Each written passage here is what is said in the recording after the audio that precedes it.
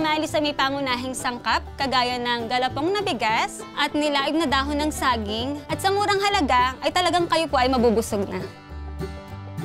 Ginagawa po ang tamalis sa purong bigas po talaga. Then pagkatapos po namin itong pagiling, saka po kami magre-ready ng mga ingredients, kagaya ng sibuyas, bawang, paminta, mani, at marami pa pong iba. Papakita ko po sa inyo kung paano gumawa ng masarap na tamales at malinamnam dito sa Sariaya, Quezon. Igigisa na po natin ang sibuyas. Yan. Si tosta na, ilalagay ko na ngayon ang garlic.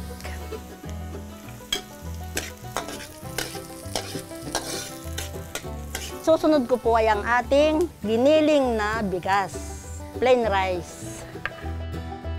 At ating pong lalagyan ng chicken broth. Kasi yan.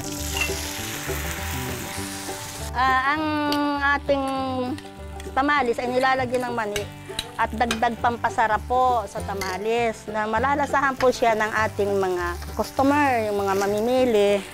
Yan, luto na siya. At siya po ibabalutin natin sa dahon ng saging.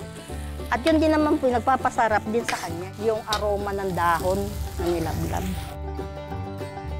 Magigisa po tayo ulit ng pangalawang halo natin, na ito naman po ay pulang giniling na bigas. Ilalagay ko na po ngayon ang bawang. Ilalagay na po natin ang sinangag na pinagiling na bigas.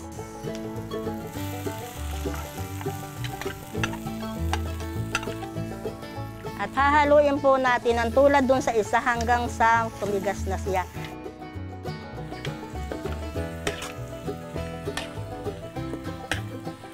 After pong maluto nung dalawang galapong na bigas, ilalagay po namin sa nilaib na dahon ng saging. Then lalagyan po namin sa ibabaw bilang toppings ang nilagang itlog.